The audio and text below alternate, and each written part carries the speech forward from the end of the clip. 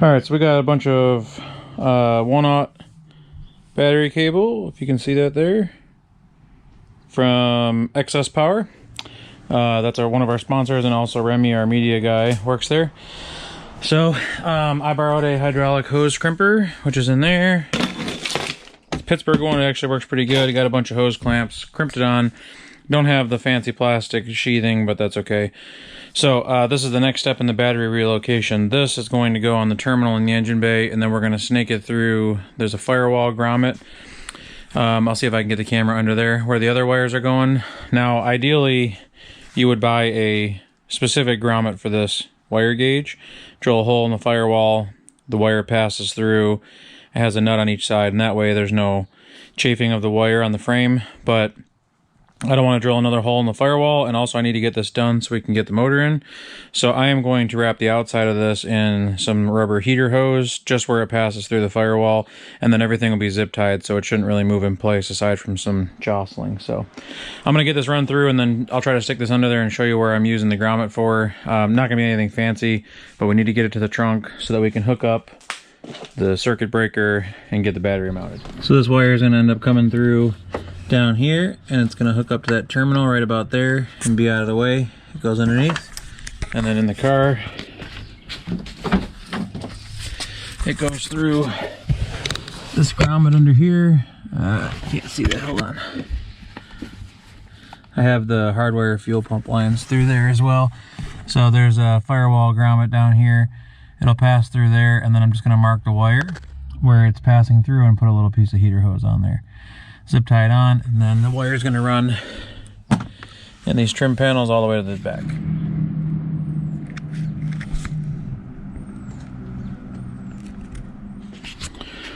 Alright, we snuck the cord under the carpet here.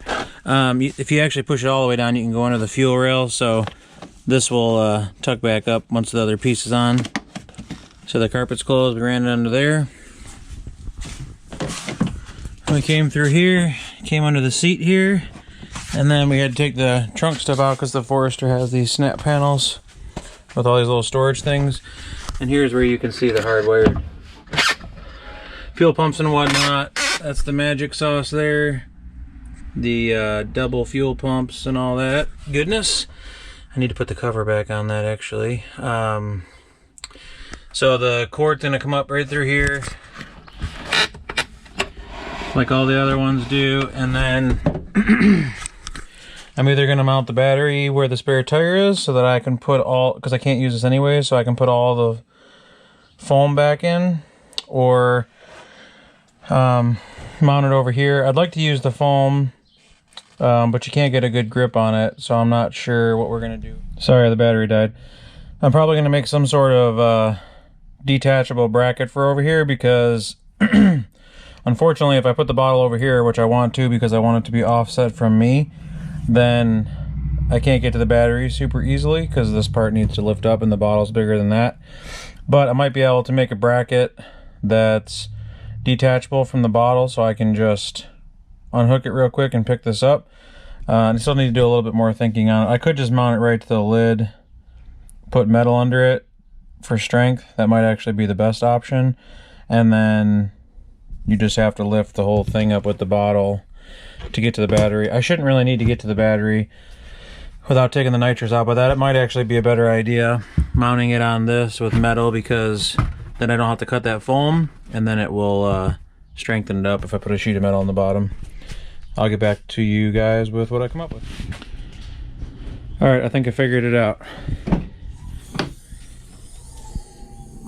It's gonna have to go on this side because it fits on this panel, but look at that fitment. Brackets are already up. The seats are down. I've got plenty of room up there. Hide this line under. Sits in the corner here. And then this can still open to access the battery, which I'll gonna do next. But I think that's where it's at. And then it can all be hidden with the privacy cover. Yeah, that looks the best.